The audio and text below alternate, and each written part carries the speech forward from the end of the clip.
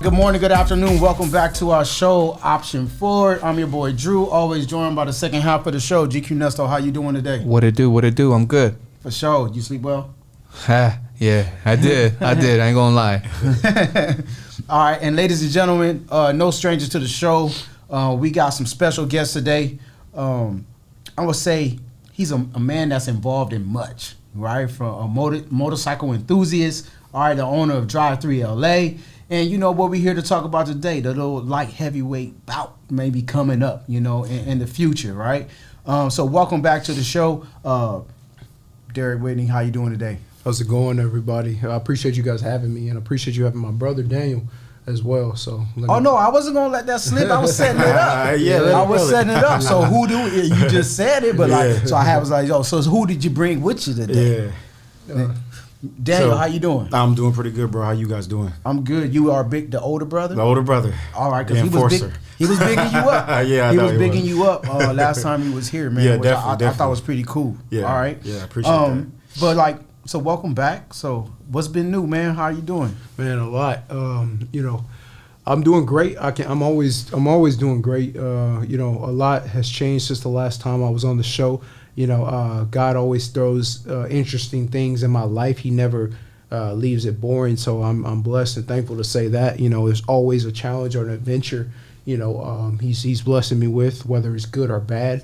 I see it as all good because it's all part of the journey and part of building me into this man I'm becoming, into this man for my family I'm becoming, man, that's pretty much my life. Okay. Been a cycle in my life. And y'all, the co-owners of Drive 3 LA, yep. right? Yeah. Can you what for those who are unaware, what is Drive 3 LA? Drive LA is basically an exotic car rental business that Derek and myself started about 7 years ago. Pretty much, we've been in the space of everything car. So it's just, from your Lambos, Rolls Royces down to, your G-Wagons, Range Rovers.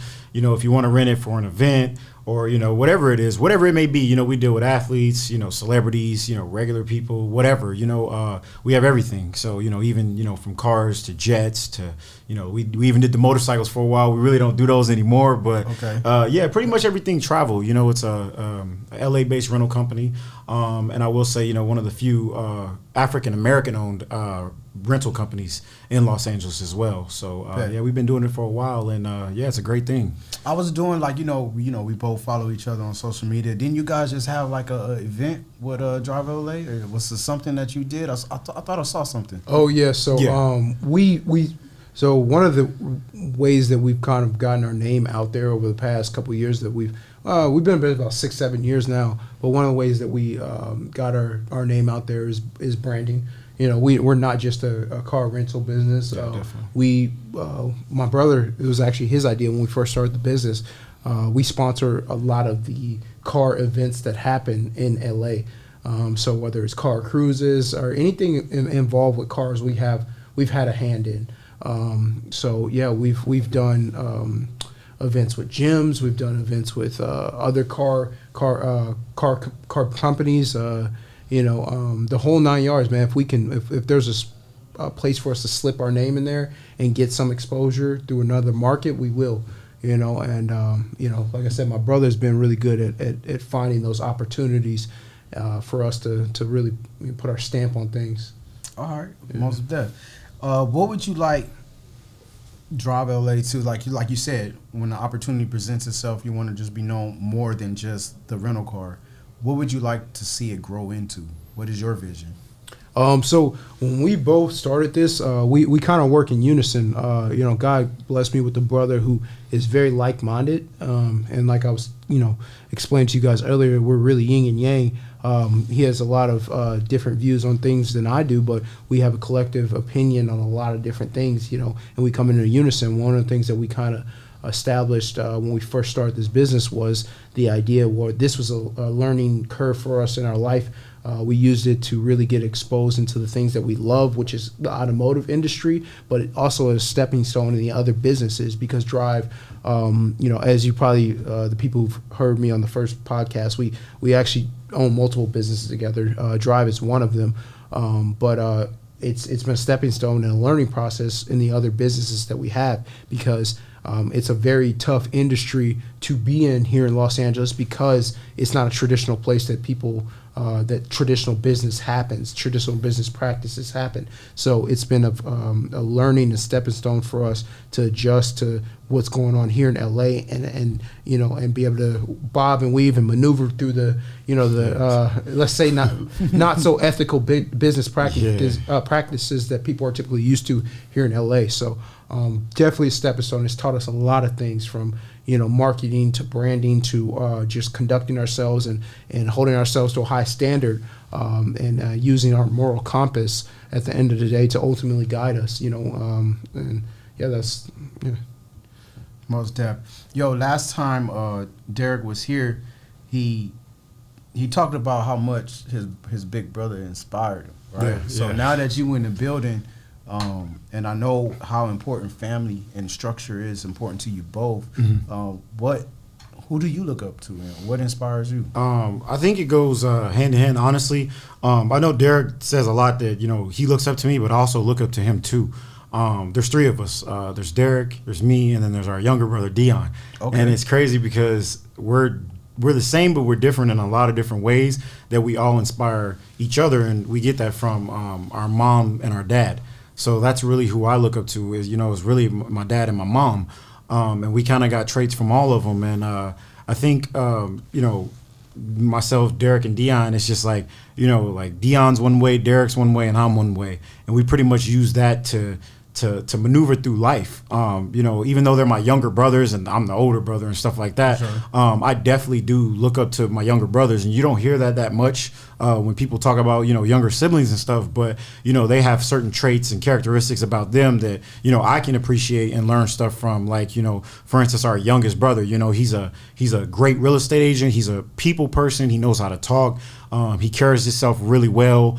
And he's that kind of person who's not confrontational and he can solve problems. Whereas, Derek's the same way, but myself, I kind of take, smacking someone. Yeah, I go more aggressive with stuff, bro. Like, he called me, say, hey, this dude's saying this and this. I'm like, where he at? Like, I'm not really trying to talk, but it balances out because I feel like, having everything in a family like that, it allows you to, be able to move forward and, handle anything that this world throws at you, especially with a place like LA, because we're not from here. We're from, Kansas City, Missouri, Lee Summit, Missouri. So, coming here is like a big, culture shock for us because it's like the lifestyle there is like, -10 when it comes to speed. And out here it's 100%. People are cutthroat. They don't play, so it took some adjusting to get, used to. But, having each other here, especially me and myself and Derek, it's like, we really, watch each other's back a lot. And I've learned to be a much better, overall man, I would say, and person based on, a lot of things that I see him do.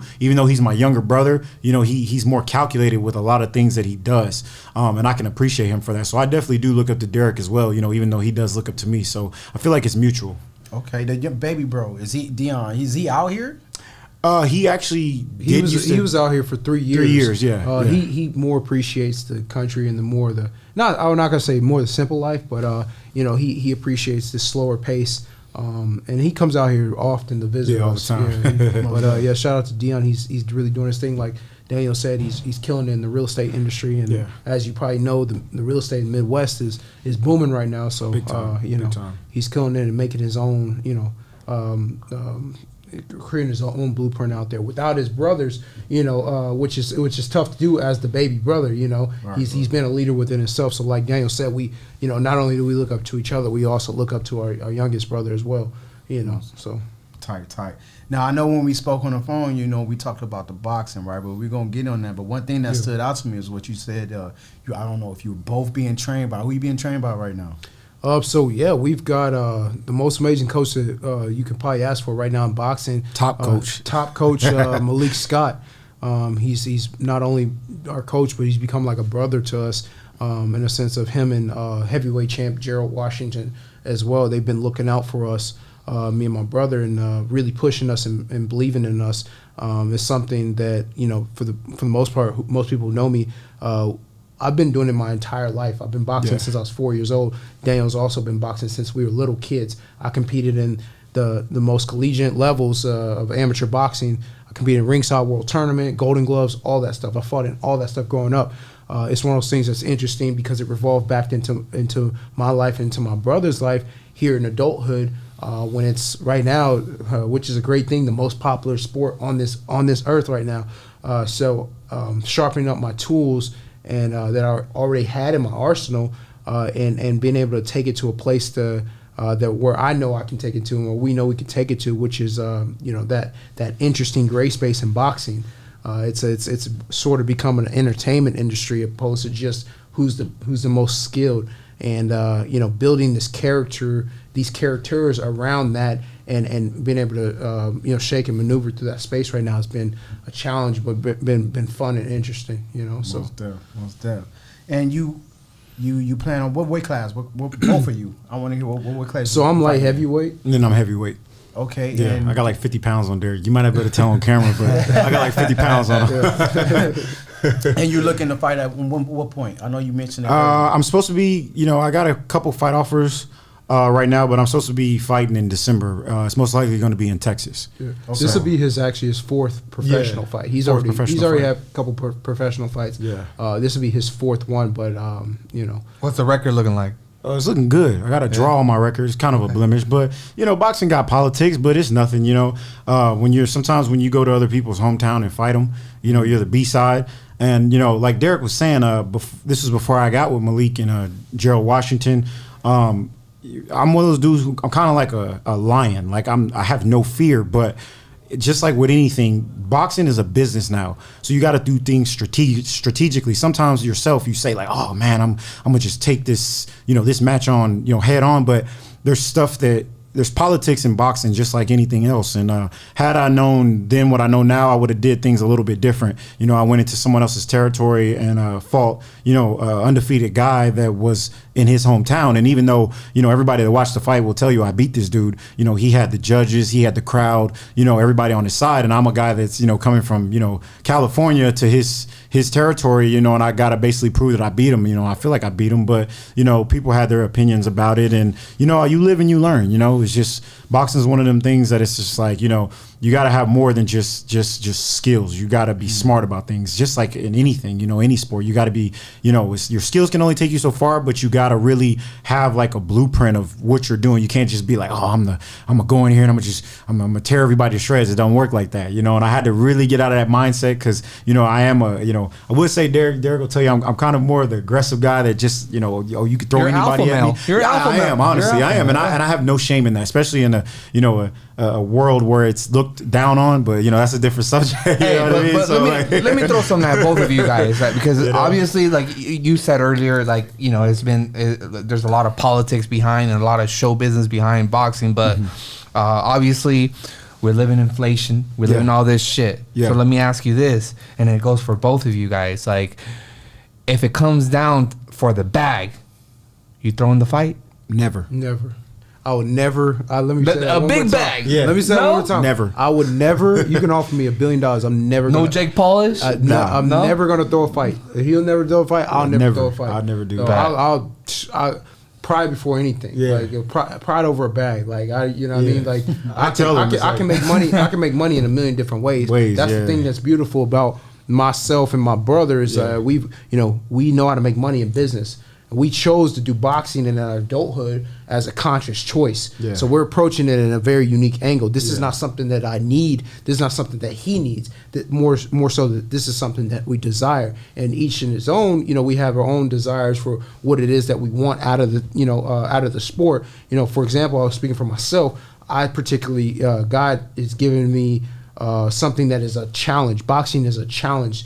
It's one of those mental and physical and spiritual challenges on a man. And I think that throughout human history, I think that humans by nature, we look for something, somewhat of a challenge to overcome, to give our life purpose. Life would be very, very boring and stagnant, and us as humans, we would never evolve if we didn't have a challenge. You look at nature, you've got the prey, and you've got the ones that are the hunters, the ones that are hunted. There's always going to be a challenge in nature and in evolution, and we grow as a society when we have a challenge. So this is, for me, boxing is the hardest challenge of my life. This is something that tests me physically. This is something that tests me mentally, and it's something that tests me spiritually. When you are put in a ring with another man who's not playing a game with you, he's trying to hurt you.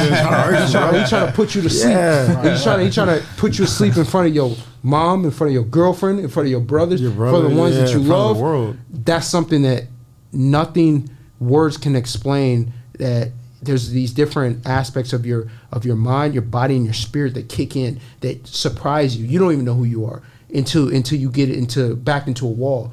We really, I would say, humans, we have this thing, this hidden potential within us, within our DNA, that's built into our DNA, passed down from our ancestors, and we don't get to unlock that potential until we're put in situations that unlock that potential. And for me, that's physical. It's a physical level, not a mental level. Boxing puts me in a physical level where my back is against the wall, and it's like, okay, I have to dig deep.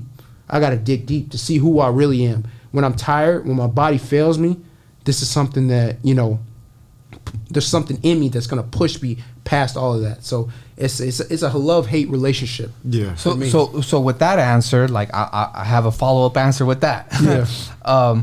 What are your guys' thought about delayed gratification? Well, in a sense of an individual. So let me break it down. So there was like a study showed that, and they did this with kids, right, where they would say,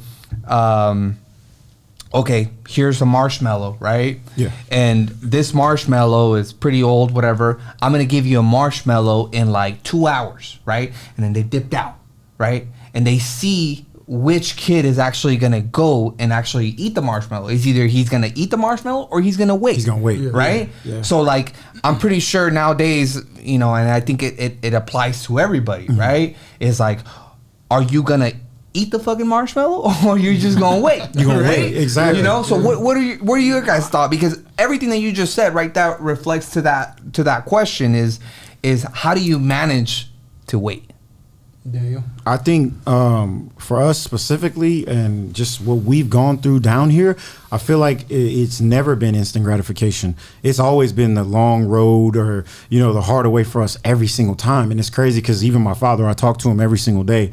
It's like he'll tell me, he's like, son, everything that you do, it's just like you got to go the hard route. It's never been easy. It's like for us, it's like even with the boxing and our businesses we have, it's like, we always have to. There's a test to wait. It's like we always find, especially living in LA. I know you guys know. It's like there's ways you can go that'll take you that instant route. Yeah, it'll take you instantly, but it's like in the back of your mind, you got that little devil on your shoulders. Like, hey, if you go this way and you get this right now, I'm gonna take this from you. And it's like, but I feel like a lot of people, they go that route because they want the instant gratification right now, instead of us, where me and my brother will be on the phone for 3-4 hours talking about something. It's like, and it's like we'll go back and forth, like, man, like we can go this route, we can get this now, and it'll be great right now, but should we wait and just go the longer route and wait and do it the right way, and have longevity with it, and that kind of goes back to with sports. People ask me all the time, like, bro, you're natural, you're not on any substances or anything, because you can have that boom right now, you can kill it, you can have a 6-pack, you can be the best shape of your life, but it's like, but I do that, we do that, you get popped for it. Now you're banned for a year. You're banned for 2 years. Now you're sitting there and it's like, what was it all for? And so we take the harder route. It's just like, we got to dig deep. And sometimes, a lot of times Derek will call me. He'll be like, hey man, you doing business today? You coming to the gym or anything? And I'm like, nah, man, I ain't feeling it. And he'll be like, man, just like, he'll put that knife in my back. Like, hey man, time's ticking. So, you know, it's just like, even though you may not see results right now, you're going to see results 2-3 weeks. And I'll get up and I'll be like, all right, I'm on my way. You know what I mean? I got to go up there and get what I need to get done. And so, you know, I feel like, you know, everything for us has always been the longer route. And we've grown to appreciate, like, hey, you know, for some people it might take a year. Us, it may take 5 years. Appreciate the process. You got to appreciate the process, because that 5 years that it took us is going to be beautiful when we get to the end of it and the reward is there. So I always told him, like, you know, it's a blessing that we have each other to push each other like that, because we do always God always gives us the longest, hardest route. You know, when we say that, man, like I say that with general, like, you know, there's depth and there's volume to that when I say it, because it really it's always been like that for us. It's always been the journey. Like our business, for instance, like the drive, like we were telling you guys, like a lot of people don't know, like a lot of these companies that come about in our space, they get capital from investors and all kind of people. People don't know we're self-funded. Like, they don't know our background. We come from marketing and digital tech. You look at us, you'll never think that. But we were making, you know, a couple $1 million in the social media space before it was a cool thing. And that allowed us to self-fund our business. But what comes with that is, you know, we never had really, you know, any, you know, loans or capital behind us when something goes bad. Like, you know, we had a guy, you know, total a Lamborghini Urus. It's a 300K car. I look at Derek, he look at me, it's like, well, the insurance ain't covering it because of what he did. I'm looking at him like, well, what are we gonna do? You know what I mean? It's just, it falls back on us. You know what I mean? Like, what are we gonna do? What we gonna do now? It's like, well, we either figure it out or we go out of business. And, you know, luckily these 7 years we've been in business doing that, we just, you know, it's crazy. We figured ways around stuff and maneuvered, and we stayed alive, you know. And then, you know, but I feel like us, you know, being the backbone and funding our own operations the reward that we've gotten at the end of this stuff has been just magnificent, regardless of what we've gone through. And he can tell you we've been through some crazy situations, both real estate and with the car stuff. But, you know, at the end, it's always worked out for us. But I think it's pushed us to be individuals that we appreciate, you know, every single thing that, you know, we work and, you know, we accomplish. Yeah.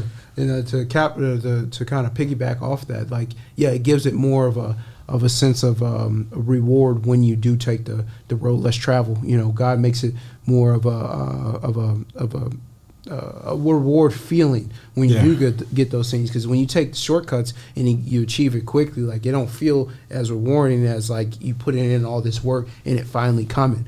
So that's kept things interesting and not make things, you know, go stale for us. So like with that, how do you merge your vision and your innovative abilities? Like, how do you get them to, like, basically meet at some point? Because there's a big difference between your vision and how innovative you could be. Right? Exactly. So, like, you know, you guys have a lot of things going on, right? So, you know, you guys can vision all the hell you want, right? But it's like, what are your capabilities of innovating is what's going to determine what, like, making that vision a reality. So how do you guys make that, you know? I think me and Derek, the good thing about us and, you know, our intermediate family and stuff, I think the biggest thing about us is we stay in our lane. Like, when we do stuff, if you notice, like, we don't go too far out of the realm of what we're good at doing, or something we can't learn. You know, so, you know, like the cars go in hand, it introduces to people that are in real estate. Real estate goes in the hand with, you know, back to cars and travel, and it kind of all intertwines and goes together. The boxing thing just came from pretty much, you know, I like to fight. I would just be real with you. I like to fight. I've always liked to fight. He was always a street fighter. Yeah, I was a street fighter before boxing, and that's what, you know, allow a lot of coaches to take liking to me, because they're like, man, bro, you have no fear. And it's like, man, I've been in 40 street fights, you know, like, punch somebody and ask questions later. Ask questions later. You know, my parents, they, you know, it's crazy because I had a lot of stuff going on when we were younger because of it, but I was just one of those people that I just hey, you can't hold that back. Let's rewind that back. Like, talk about that shit that got you to that point. Yeah, like, it was, you know, with me and Derek, I've always been my brother's keeper, same with him. And I feel like Derek, not taking anything away from him, Derek is one of those guys that, like, somebody can say something or be on some shit and he will literally just, like, brush it off. Yeah. Whereas, like, if I'm in that same vicinity and I hear the person or see him say something, I'm coming up And I'm like, okay, let's line it up. That's how we've been all our life. We just like, it's just like crazy. Like I'll tell you a story back when we were in high school. I'm like, I'll come upstairs to the school and we went to a huge high school and I see a crowd of people. I'm like, what's going on? You know what I mean? And I see Derek and I see like 10 dudes. And it's like Derek's like, they're saying something to him, they're getting into it, and I just kind of overhear it, and I walk up, and I'm like, yo, Derek, what's going on? He said, oh, man, I got a problem with this dude. They're talking about all this and this and this. I walk up right in between them and it's like, well, who gonna do what? I'm like, who gonna do what? You know what I mean? Realistically, he'll tell you. I'm like, well, who gonna do what? Because I'm here right now. So first one to swing is first one getting dropped. That's how it's always been. And I've always had his back and he's always had my back.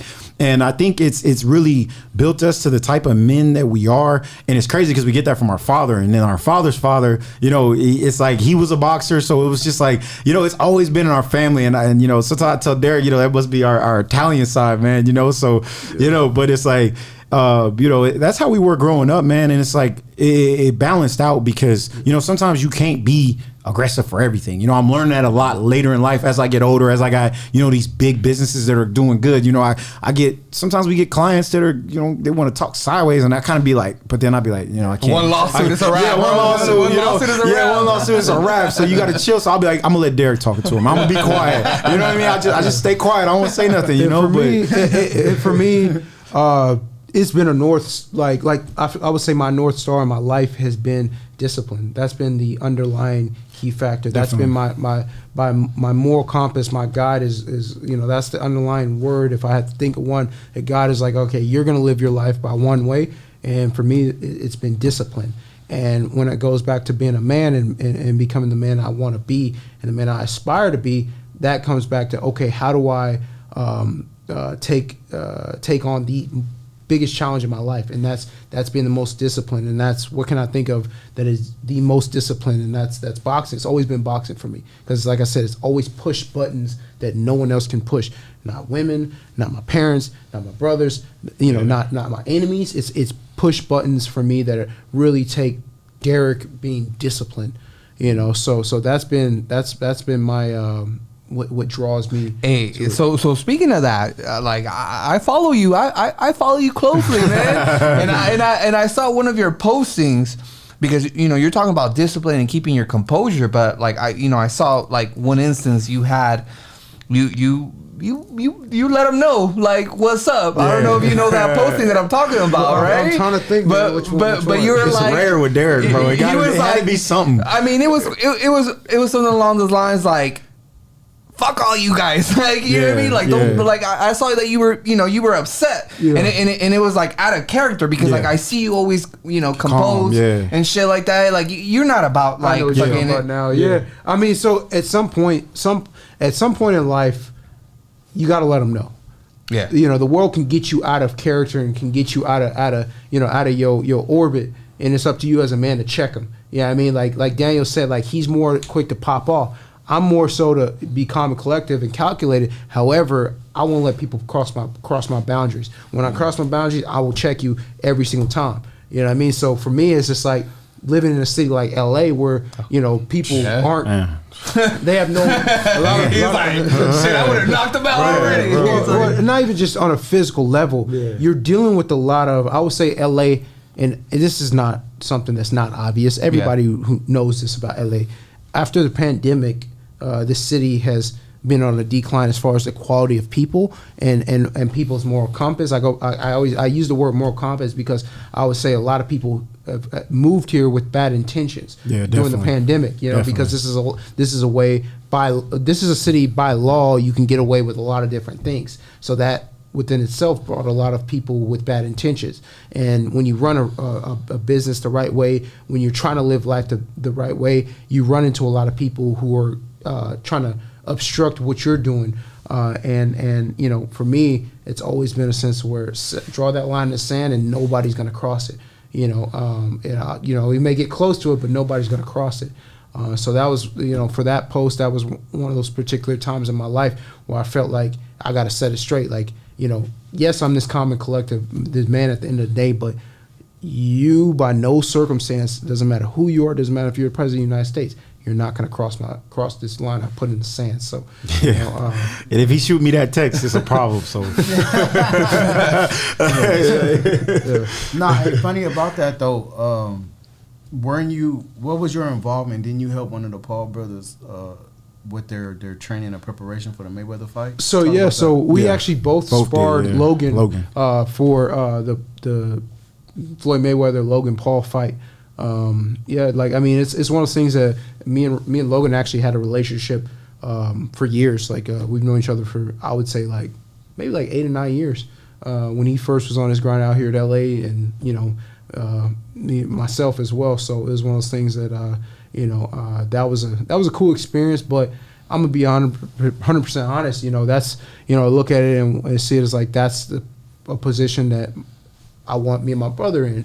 At some point, we plan to be on that same caliber, if not bigger, in the space. So it was an interesting taste to get to see how the mechanics of what he's got going on. And one thing I can really admire about what he's got going on is more than anything, what people don't understand is like that road to success. He's got a team. They got a team of people. Yeah, crazy. He one, literally bro. has, at his house, he has a team of people that are like, that believe in his vision. Not maybe they don't even believe in his vision, but they believe in a collective vision together, and they're moving as a unit. Yeah. And this is why this guy's aspiring and excelling in what he's doing. And he says, "Oh, I want to be in boxing right now. I'm gonna get a $100 million fight. Oh, I want to be in WWE right now. I'm gonna be the biggest."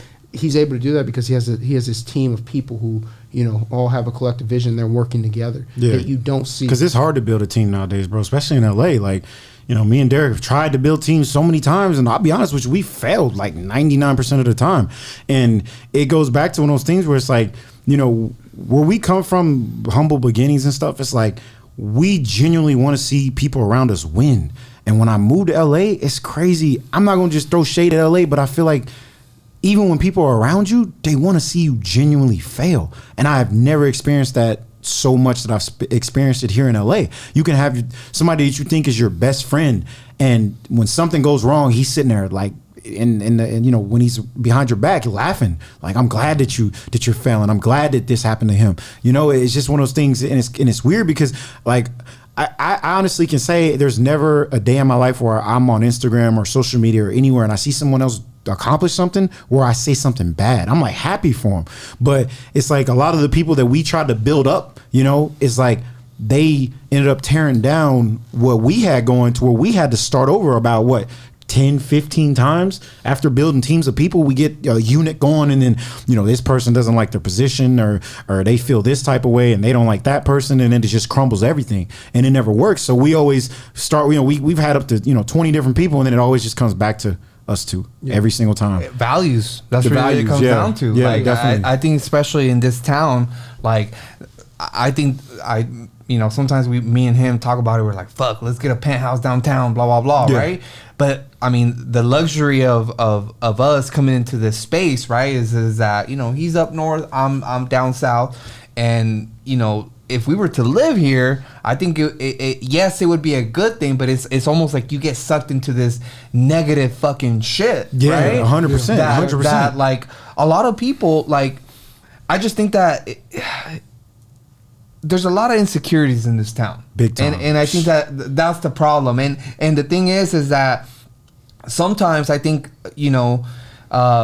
we do it to ourselves in a sense, like Yeah. like as far as identifying what's real and what isn't. What's not, because sometimes like we overpass somebody that's like having the same drive, Yeah. but because we can't connect, Yeah. you know what I mean? You think about it like, whatever, But the reality is that the person that's not trying to chase the clout, Yeah. and the person that's not trying to chase the bag, Yeah, the bag. that's That's the 100%. bag, yeah. Like, we're not chasing the bag, Yeah, bro. yeah, yeah. We're chasing some sort of accomplishment, and again, a legacy is something that you're never gonna see. Yeah. No, so 100%. when you live with that motto, you know what I mean, you're expecting zero out of your fucking hard work or what you stand for. Exactly. Because you know that the day that the Lord takes you, Yeah. guess what? Somebody's gonna talk about you. Exactly, 100%. You know what I mean? Doesn't And matter what you do. And I think that's the part that me and him collide on. That is like we're on some shit that like you know, here we are. We have like, and I was actually telling our guest yesterday,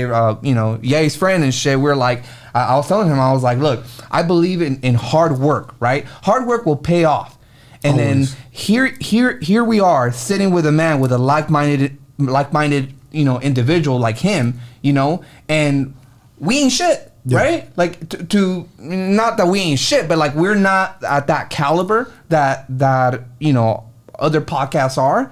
But yet we have this innovative person just talking the truth. The truth, yeah. You know? And at that point, it's like, you know, he said something yesterday that just, you know, hit hard. And he was like, you know what? Real identifies real. And then, like, after that, I was like, shit. Like, Yeah, there's nothing else I got to say. Yeah. Because at this point, it's like, you know, we're family oriented people, you know, and we have this platform to be able to have somebody listen to our shit, right, while they're going through the most difficult moment, you know, and be like, bet, this is what I got to do to rise up. Yeah, this is what I needed to hear. You know? Exactly. But I think on that team concept thing, like when you're building and trying to structure a team, getting everybody to buy into that common goal and that vision is always the most challenging thing. And I think at most times when it does crumble, it's due to already see what y'all have attained, right? I'm following y'all principles. I'm doing what but I'm still at the same, let's say, economic level. Yeah. You know what I'm saying? But y'all you got me working my ass off. Yeah. So it's like, yo, I'm putting in all this work and I'm not seeing any value being added. Yeah, exactly. You know what I'm saying? But then that's what he says all the time. We play the long game. Yeah, you know have what I'm to. saying? It's a marathon. You gotta make It's a marathon. future Yeah. investments that's gonna blossom in the future. Yeah. So it relates back to, like you said, like time, right? Yeah. Time is valuable. I can take the quick and easy way, but when that comes to an end and I have to start over again, more than likely I'm gonna have to do it the right way. The right way. And the right way requires time. Time. But you didn't waste the time doing it the wrong way. Yeah. You know what I'm saying? Yeah. So And there's a lot of I don't mean to cut you off. There's a lot you're of people that I feel like, man, it's crazy. Like, especially with you saying that, it's so many people who just like, it does not matter. Like, we've been the type of people, and I can tell you guys are the same way. You make a blueprint and you lay it out like, look, if we follow this and do it the right way, we're gonna get here. You know? So when we've built teams, we've always laid it out. We never just did it just on the wing and just did it randomly. We lay it out like, look, if we work hard, we do this, we're gonna get from here to here, but let's take baby steps, do it right, so we outlast all our competition. And once we get there, then we're good. But the people we've come across in LA, it's like they don't see the end goal. They just see right now, and they're like, oh man, like, well, you drive a Lamborghini. Why don't I drive a Lamborghini? But it's like, bro, you don't know what it took for me to get to this point. It wasn't just like, oh man, somebody just here, man. This is what you wanted. This is what you got. It didn't work like that. I've been down here 14 years, and Derek's been down here what? Going on 10. Going on It's gonna 10. be my Like 10th year. I can tell you that I've honestly had almost zero success up until like my 10th or 11th year here of just trying, things going wrong and just learning from my mistakes.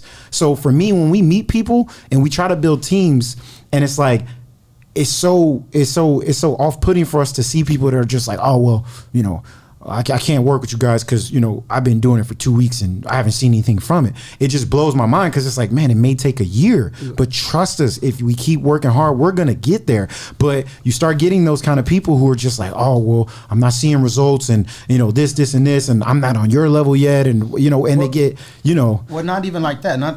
But it's not that it's not receiving results, but it's almost like we always say that, like, love don't pay bills. Exactly. Like, That's I'm buying true. into That's your true. vision, but Yeah. my rent is due. Yeah. And Bills are due. You know what I'm saying? You know? I haven't seen nothing financially beneficial for Yeah. this yet. Yeah. So I think it's the patience. The patience, But they say, yeah. you know, be careful what you ask for because you ask God for patience. Yeah. And that may be Yeah. the wrong thing that you want to ask Yeah. God for. Yeah. You know, and I think that is just so hard because I think as individuals, it's like we set timetables on ourselves. We say, and especially if you're goal oriented, you be like, yo, at this point, I'm going to accomplish this at this point.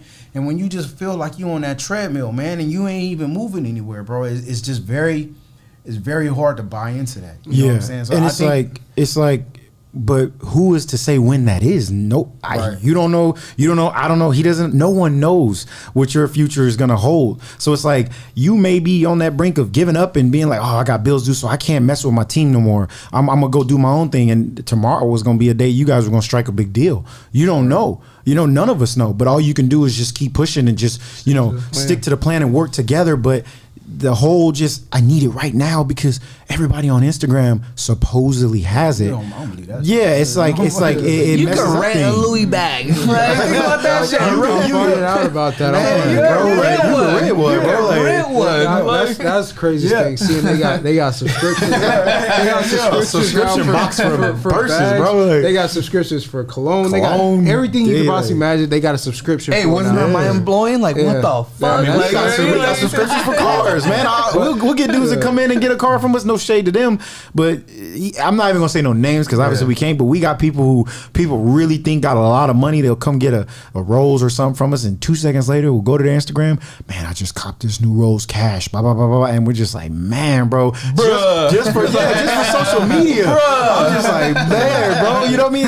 It's like obviously we provide a service like that, so we don't care about that kind of stuff. But it just makes you really see that, man, things really ain't what it seems if you base your everything off of social media and what you see, because and basing your life on money. Yeah, And that was big one of time. the overall. If I have to look at our life from a bird's eye perspective, and I look and I say, what is the lesson that God's trying to teach us in this time in our life? One of the things that I would say He's taught me and my brother living here in LA in the years we've been here is not only to just chase the money. Yeah, because definitely don't. that's the thing is like He's given us nice things.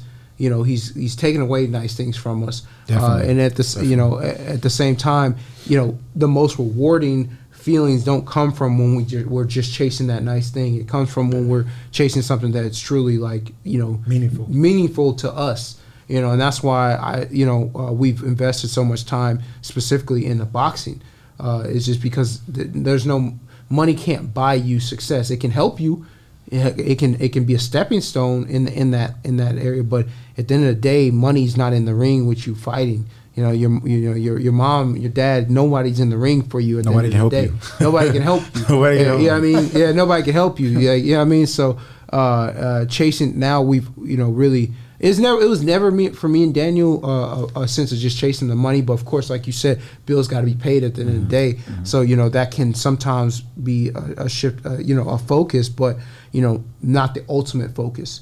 The ultimate focus is because I know, and I'm never gonna name names, but I know I can name 20 people who have a lot of money that are miserable. You know what I mean? That have anything that you can possibly imagine. They can buy literally anything you possibly imagine, but are miserable. So that's not the only meaning to life. And as a man, I always I tell Daniel this all the time. I'm like, you got to look at why boxers throughout history have always been some of the most notable figures in society. Is because you're doing something that very few people have the heart to do. Very few people have the patience and willpower to achieve. So you look at guys like Muhammad Ali, who are global icon, is not because he was the best fighter in the ring. It's because he aspired to be something that money can't buy. Money cannot buy you that. So you become a pillar of society that is far beyond just being the richest man in the world. Because you look around LA, you look around. Social media has exposed us to a lot of rich people. You see people with money all day. I see old dudes with money with crazy cars and crazy houses. They still like, damn, like what can I do to be famous? What can I do to be famous? Pay for women. You know what I mean? Like, bro, you know what I mean? Like you got everything you ask for. You got to pay for a woman. You know what I mean? Like we don't ever want to be that type of a man where it's like, money rules everything. It's more to it than just that. And I think society has tried to condition people to think that life is all about money, and that's not it. Because when God says your time is over, you can have $100 million in the bank. None of that's gonna mean anything. And to touch on what Derek's saying too, I feel like a lot of podcasts, because I hear this a lot. They make it seem like having a regular job is not cool anymore. But if you have a job that's paying your bills and you can sustain it, and you know you're waking up every morning and you're healthy, you got being a a paycheck. productive member of society. Don't let these podcasts and influencers and people tell you like, oh, you can't have a 9 to 5 because that's not cool. You got to drive what they say a 7 Series and make $200K a year. Like if you work hard enough, trust me, it's gonna come. But chasing it is what's gonna be the downfall if that's all you're chasing. You see what I'm saying? So, and the world doesn't just work off of all rich people. I mean, in society, we need people to do certain certain jobs. I mean, God made all these different professions and filled those shoes with different people because we need those people. Like there's just like I wouldn't get my mail if there wasn't a mailman. You know what I mean? Like real talk. That stuff is important. Like you know what I mean? Like that shit's important. So no one can ever say like, oh, a 9 to 5 or something like that is important. I never stand by that. yeah, it's like for me, like people don't even know about like a lot about us. It's like a lot of the hard work and where we got that from. Our parents were hard on us growing up. Oh, you want this? Go get you a job. Walmart. I was yeah. He worked at Walmart. I was 15 years old. I worked at Outback and Chili's as a busser, bro. The greeter? No, I wasn't a greeter. He wasn't a greeter. My thing was The same guy. We need those people. We need you was a greeter. Yeah, but my thing was always like, okay, if I am going to do this, I'm going to be able to work in a part that allows me to use my mental capacity. Yeah, and I knew definitely. my mental capacity. So I got a job in the electronics department. Yeah, because I know a yeah. lot about electronics. I know a lot about tech. So I'm like, all right, if I'm gonna do this, I'm gonna make the best out of it, and I'm gonna not be like brainless. I'm not gonna be like a zombie. I'm gonna be able to use something that's ability to me. My ability may not be greeting people. I may not be the most friendly face in the morning. There may be some people out there that are. That's their strength. Right. So that's them. That's what works best for them. But for me, this is me being able to use, something that is of my mental capacity, is something that's a talent of mine. So, it's all about how you look at things, perspective. Definitely. And, Yeah. Well, money's a tool, right? It is. Money's a Yeah. tool. Like, okay, to me, there's a saying, money isn't everything, but in my opinion, it is. Yeah. But with the exception of money is a tool. It's a tool, So definitely. you can use money as a way to get where you want to be. Yeah. Definitely. But then once you get where you want to be, like once again, like I said, like, if you're gonna die and like like people are gonna forget about you. They might cry about you for 2 years, Yeah. and then later on you're gonna be forgotten. Forgotten about, and I yeah. think that like we live in a society where the there's so much information out there. There's so much access, right? But it doesn't matter how much information is out there if you don't know what to do with the The information. information. Yeah, that's 100%. what I mean? Just my thing is like 100%. money. Yes, is a tool. I agree, but just don't use money as the sole moral Right. compass of your life.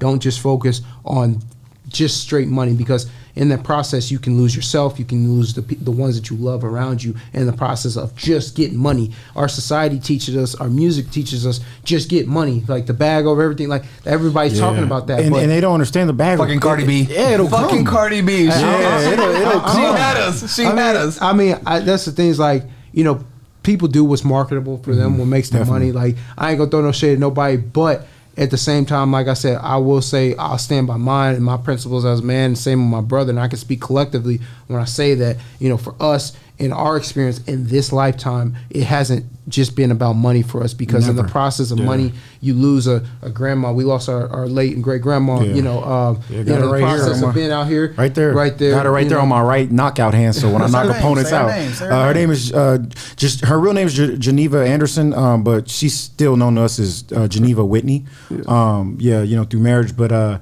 she's been the person that's really got us through a lot, because she held our family together big time. We're really family oriented, and it's crazy because she was about 82, 83 years old, and it was like crazy. She called me, "Hey, you hear Lil Wayne's new song?" I'm like, "Lil Wayne," you know what I mean? Like she was one of those, like yeah. oh, I'm just sipping on my Henny type. She was not like old. She was like hip, really hip. So she's like, oh, I really, because there's been times, and he'll tell you, like, I've been like, man, look, we've done a lot here. We put a lot into LA, but I get so frustrated that I've wanted to move back home. I couldn't do it. Like I'm gonna go crazy. I want to move back home, and And I'll get on the phone with my grandma when she was here, and she's just like, grandson, you can't come back. You've done too much. There's too much weighing on you. Don't come back to this place because you put too much into what you're doing. And I'm like, all right. Even sometimes when our parents may agree, well, because they want us back home, you know, and stuff like that. We've been away for so long.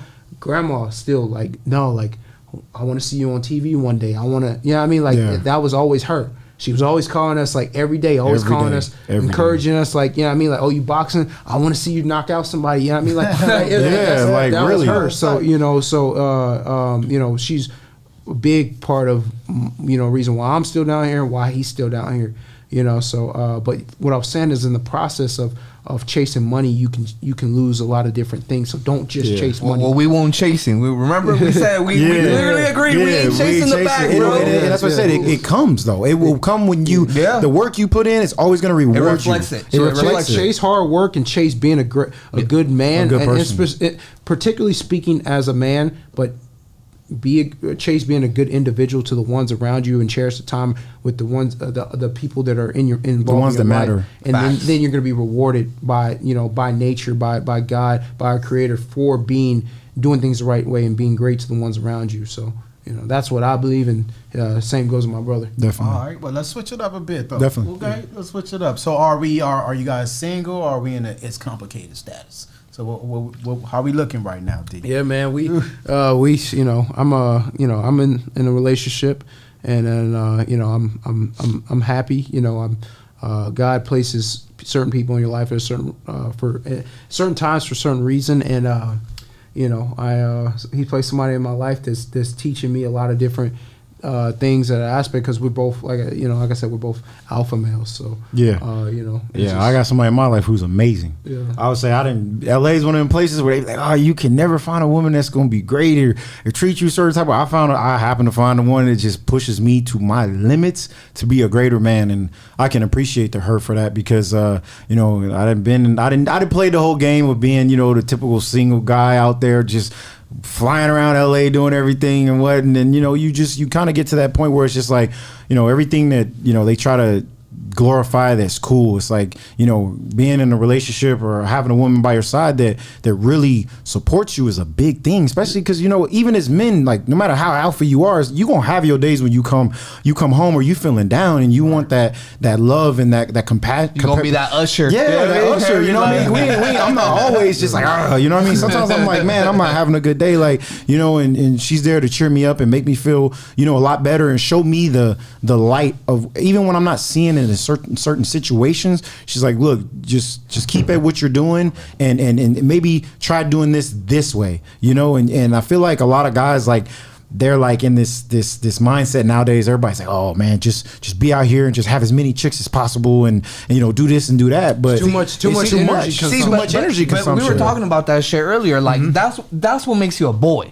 Exactly. There's a big difference between being a man, and sometimes I think that we don't value the woman's input more than the average person, right? And I think that's the part where you're able to humble yourself down and be able to like respect a woman, because at the end of the day, we all come out from a woman. No, definitely, right? 100%. We all come out from a woman, and I think 100%. That sometimes we get caught up into that, and being an alpha is bigger than actually being a man. Being a man. One thing is interesting to me, being a man to me and being an alpha to me in my mind, and what I see and what I think it is taking on responsibility. Definitely. That's what being a man and being an alpha is about to me, is what responsibility that I can take on. Accountability too. Accountability. The biggest word right there. Got to. Around me, that's what it is. It's not about me being arrogant and cocky and not listening to anybody and saying it's my way or the highway to anybody. No, it's about being an alpha is doing the things that are you don't want to do necessarily. Yep. By nature, you're around pretty women and stuff like that here in LA. You want to chase that stuff. Everybody's doing it, so social media wants you to chase all that stuff. But the harder road, the road less traveled, is to get a girl or something like that. Be exclusive to one. Settle down and challenge not yourself. Not settle down, but challenge yourself. Yeah. I'm going to be the best person that I can be to this person. One individual. One individual. You know what I mean? So I would say, because people, if they looking at you on social media or just even come across your path, they see the glitz and the glam, Definitely. right? So, what was your filtration process? You know, from actually finding someone who was actually genuine, because you know you can look at you. Both of you and be like, meal ticket. You know what I'm saying? 100%. Like, 100%. 100%. But I feel like it's the approach, man, because like even myself, you know, like being on social media, really Derek as well, because he be on that pretty boy stuff. You know what I'm saying? So I know it's for him. Like, what is that? Pretty boy vibes. Yeah. He takes selfies and stuff. So you know what I mean? Like, yeah. So making this list. Yeah. Inviting it. You know, thirst trap. Nah, I think it's the approach, because you know it's like when these women are sliding your DMs or how they approach you or how you approach, you kind of know what you're. It's like, bro, like, how did you meet her? Where did you meet her? Like, what did she say to you? Like, what is her interest in you? Like, is she only interested in your cars and your money and, you know, your material things, or is she really interested in you as a person? Like, if you say you are very successful, if you eliminate all those, and does she still care about you, or does she only care about you because you're in a position where you're winning right now? Because, you know, the way the world works now, you could be winning right now and losing tomorrow. And you got to have somebody who's going to stick with you regardless, because sometimes you're up and sometimes you're down. And we've experienced a lot, even with our, you know, being around our friends who've been in relationships and stuff like that. You know, we got friends who are in the NBA, NFL and stuff. They'll be, you know, with the woman that's just really, really there all the time and everything. And then say they get cut. Where'd she go? She gone. You know? My thing is this. I go back to what my dad taught us as a little kid, which is show less than what you have. Exactly. And I do this with, it's funny because I'm a conscious individual and I think about, you know, things I do before I do them. And one of the things I do, not just in a relationship with a woman, but a relationship with friends as well, is I test the people around me. You got to. I test them.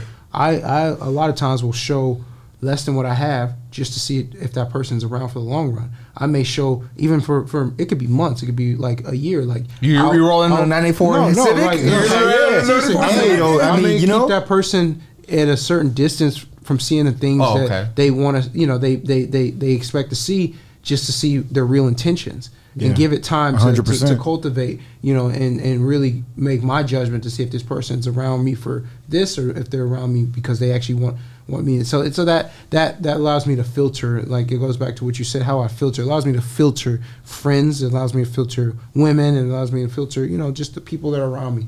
You know, I'm big on testing people. You know, you know what the problem is that there's a lot of sheep in this world. Big you know time. What I mean? And you gotta at least be a sheepdog. Yeah. You know what I mean? At least. You know what I mean? If you ain't gonna be a wolf, be a sheepdog. Because I feel like, you know, it's funny though, like, you know, a lot of you know, and not to disrespect in any capacity, just letting it out, but a lot of women get bamboozled. You know what I mean? Big time. Because think about it. You just said it like, oh, I just copped this Phantom. Yeah. Right? No, it's a rental. Yeah, like, exactly. Yeah, you know? see? And I think that's the problem that we live in this materialistic fucking world. Yeah. That it's almost as like, to me, shit, you tell me, oh, this motherfucker doing it. And he always gets on me on that. Like, I verify the shit out of it. Yeah, you know have what I mean? to. You have I to. look at the state register office. You know what I mean? Like, go deep let me with see, it. let me see when your LLC was established. And that's like, you know that's what I the mean? thing about social media too. Like,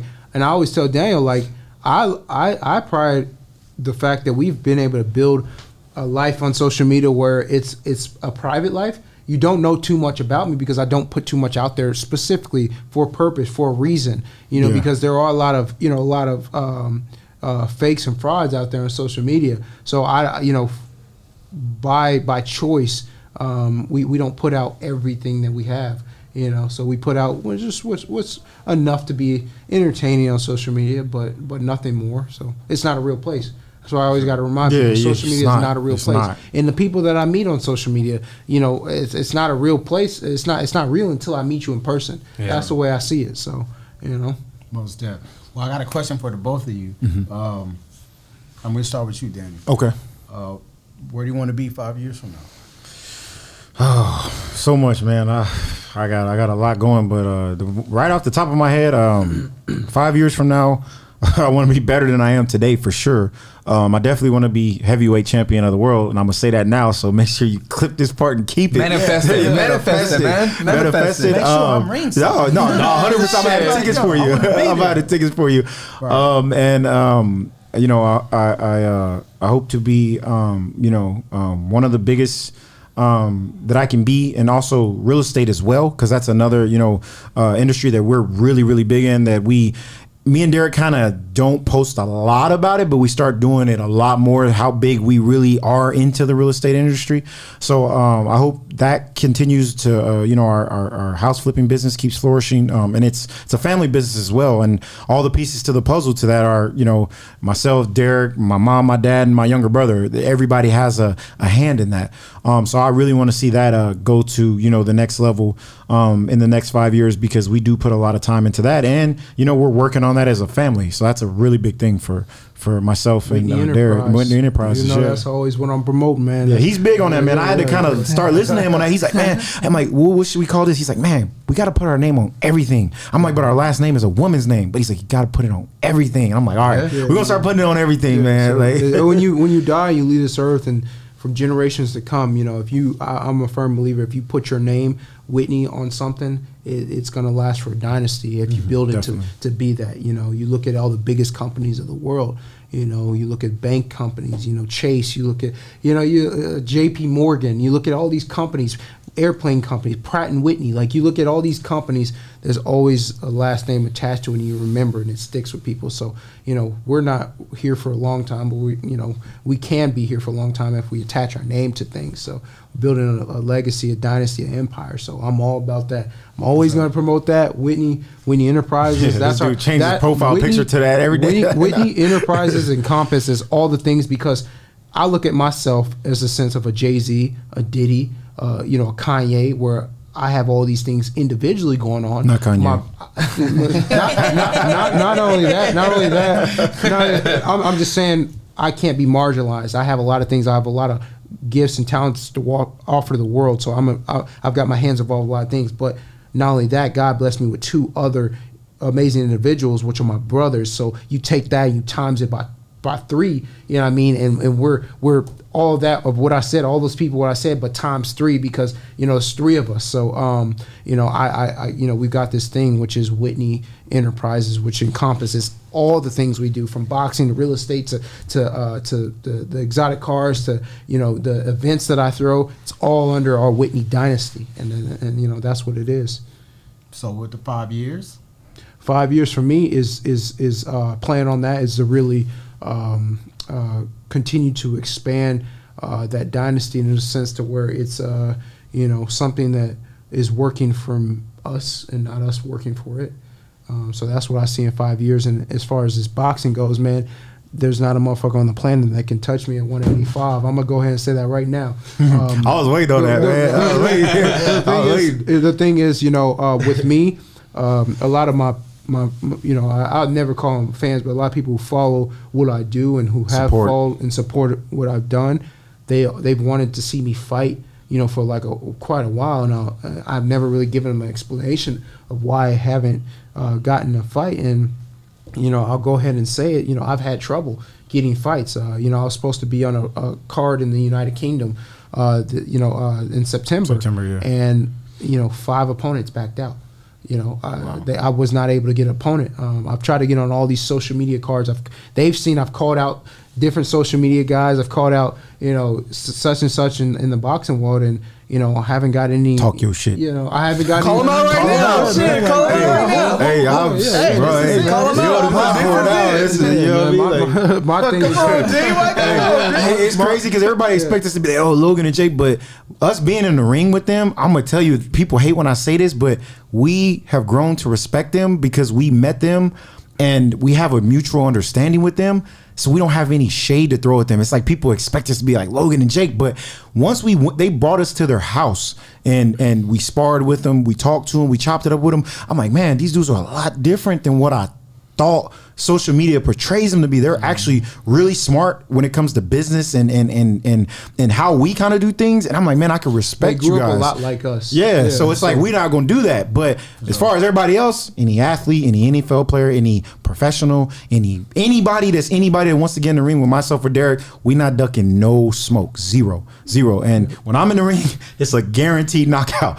That's the one thing I can say is somebody's going down when I'm in the ring. Same thing with Derek. You know, Derek's more of, I would say, like a Muhammad Muhammad Ali. He's gonna pick you apart, and I'm more like a Tyson. You know, that's how I can differentiate. But the thing is, at the end of the day, we'll fight anybody. Just just give us an opportunity. That's all I'm asking. That's all I ask for any of the promoters or anything that listen to this podcast is just give us an opportunity, because I'm not shying away from nobody. Neither is Daniel. So I'll literally fight anybody at 185 pounds, professional or non-professional. So, that's where I stand.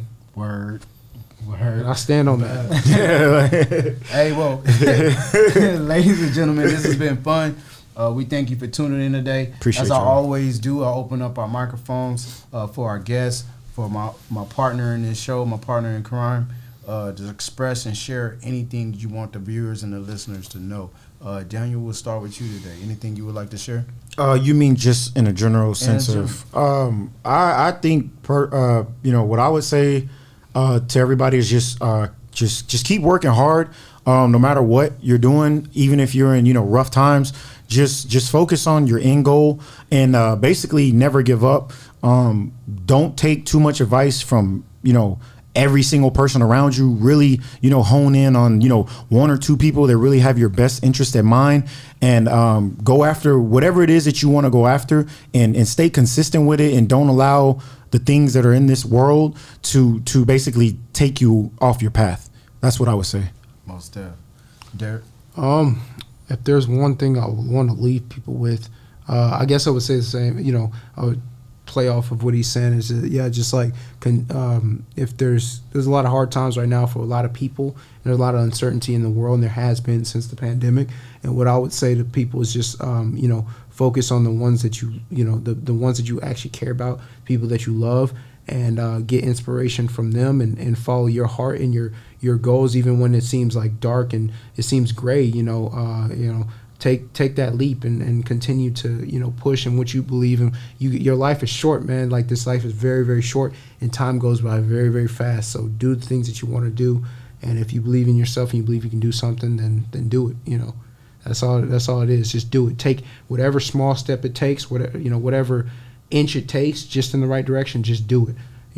Get that momentum going. Let your passion, let your heart and your mind and your spirit and your body carry you. Jiggy Nesto. Shit, I just want to say thank you to all our listeners. Definitely, we want you to chime in. Let us know. I think, we always have relatable topics, and take accountability. You know what I mean? Take accountability. Like, don't complain about shit if you're not taking accountability. You got to go out there and get it, and if you can't get it, find a reason why to get a different thing if you can't get that. You know what I mean? But just going out there and show character. That's all I gotta say. And thank you for following us. Follow us on all our social media platforms, and that's basically it. And he pretty much said it all. So we thank you for tuning in today. We love you. Build that team of like-minded individuals. You're gonna be hit with adversity, because that's called life. Right? There's ups and downs, but you always can bounce back. Stay positive. We love you. We thank you. I'm Drew. We Option Forward. We're out. Peace. Man, that was a good one.